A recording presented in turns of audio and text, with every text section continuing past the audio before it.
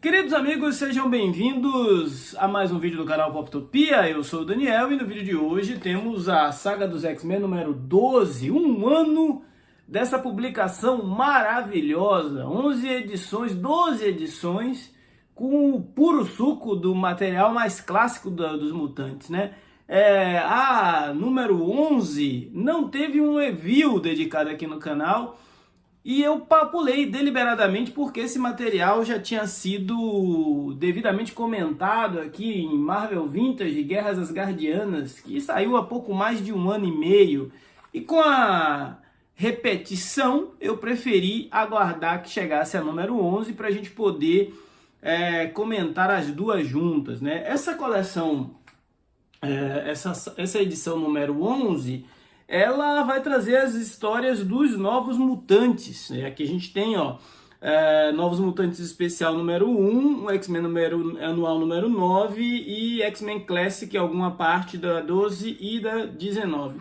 Então foi uma alternativa que a Panini encontrou para trazer esse material de forma sequenciada. Uma parte saiu na saga dos X-Men, acho que número 9, e a outra parte agora na número 11. A parte no número 9 era a parte do arco onde os X-Men efetivamente participavam lá da trama, onde o Loki tinha desenvolvido ali uma região mística no meio da Antártida, e aqui, no Polo Norte, algo assim, e aqui a gente vai ver os Novos Mutantes sendo levados para Asgard, né? E tem algumas coisas interessantes, a participação de Hela, o início do relacionamento, né, da Anne Sinclair, a Lupina, com um príncipe lobisomem lá de Asgard. Esse cara viria a aparecer depois lá na saga Necrosha, porque tem uma relação também com Hela, e a Lupina estava na X-Force na época. O que tem de mais interessante, ao meu ver, foi isso, além do fato óbvio da Dani Monstar se tornar uma Valkyria, enfim. Mas, como eu já disse, esse material ele já está saindo aí pela segunda vez. Não é assim uma obra espetacular, então eu vou deixar a seu critério, né? Olhar, se você desejar. Vou deixar o card aqui na descrição, o review que eu fiz mais detalhado desse Marvel Vintage, onde a saga saiu completa, de uma vez só. E tem também vídeo no canal do meu amigo Inácio, lá do Fator X, onde ele resume bem, comenta bem, faz bastante amarrações cronológicas do que saiu aí neste volume, a saga dos X-Men número 11. Comentada a saga número 11, a número 12, essa sim vale a pena comentar cada detalhe. É material que há muito tempo não era publicado aqui no Brasil. Se eu não me engano, esse julgamento do Magneto saiu aqui apenas na revista em formatinho da X-Men, da editora Abril, há mais de 30 anos, né? Então a gente tem aqui Uncanny X-Men número 200 a 203 e Marvel Fanfare número 33. Quer dizer, são 4 edições. A gente tem uma edição de 144 páginas com capa cartão, e o preço de capa é R$ 39,90. Já tem hoje em pré-venda, né, no site da Panini, a edição 14. Do que se trata então essa saga dos X-Men número 12, Daniel? Se trata do julgamento do Magneto. A gente tinha visto lá no número 10 que o Magneto estava se entregando à Força Federal, que era uma equipe de mutantes que a Mística liderava e trabalhava para o governo dos Estados Unidos. E eles capturaram o Magneto numa exposição onde ele tinha ido com a Kitty Pryde para celebrar os sobreviventes do Holocausto. E em virtude de não machucar outras pessoas e não travar uma batalha em um lugar que ele considerava meio que sagrado, ele se entrega, e aqui ele é levado para um julgamento em Paris. Esse julgamento tem como juízes os representantes dos países que têm assento no Conselho de Segurança da ONU. Então a Rússia, os Estados Unidos, o Reino Unido, o Japão, a China são ali, cada um tem os seus embaixadores para julgar o Magneto. Acontece que para a defesa do Magneto foi escalada a Gabrielle Heller, que era a embaixadora de Israel, e o professor Xavier. Porém, enquanto eles tentam elaborar uma tese em defesa do Magneto, o professor Xavier começa a apresentar problemas de saúde que acarretariam no exílio dele no espaço, logo depois ali do final da batalha que tem no fim do julgamento do Magneto.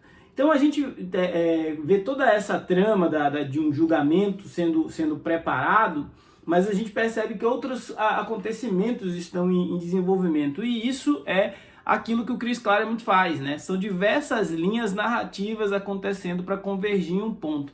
A gente já tinha visto que os irmãos Fenris tinham aparecido em alguns quadros, em algumas páginas, e agora eles aparecem para tumultuar o julgamento do Magneto, e o Magneto descobre que eles são filhos do Barão Strucker, lá da Hydra, né? Ou seja, um supremacista alemão caçando filhos de supremacistas alemães caçando um sobrevivente do Holocausto. Tem toda uma metáfora nessa história.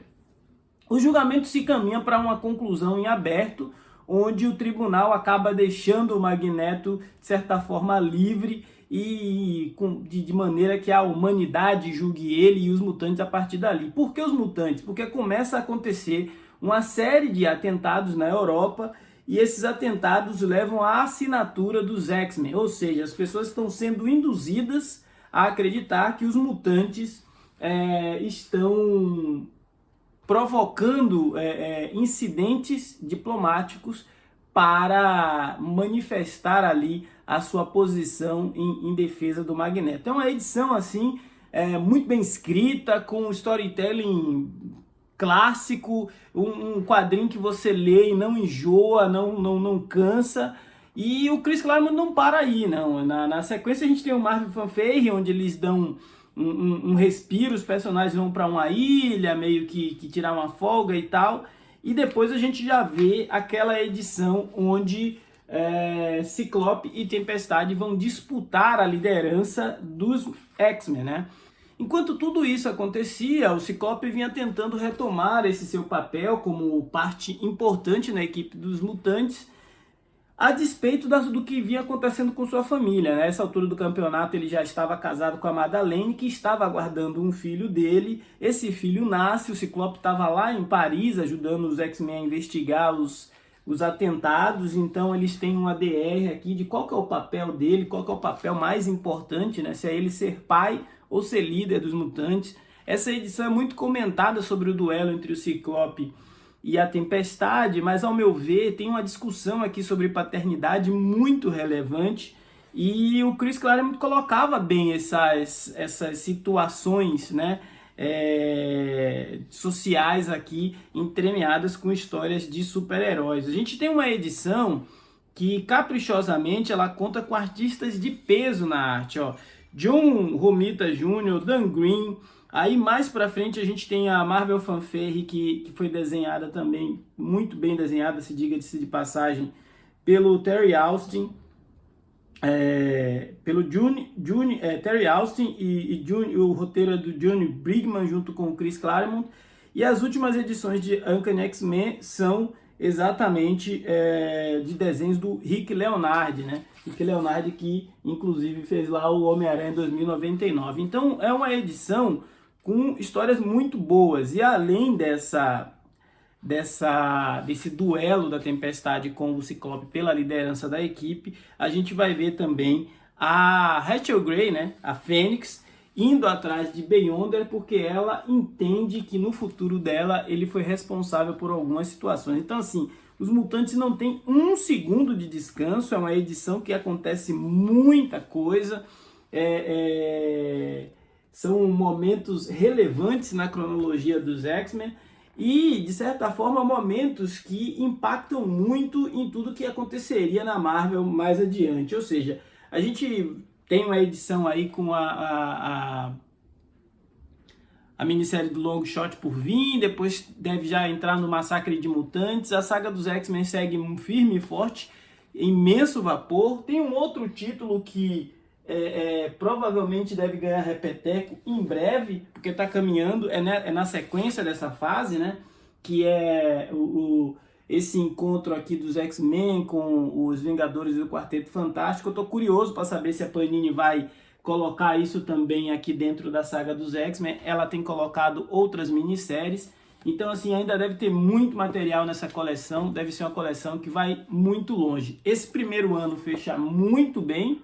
Se você pegar só essa edição aqui do Julgamento do Magneto para ler, você vai ter uma excelente história com todos os elementos fundamentais que fazem os X-Men ser a minha equipe de super-heróis favoritas.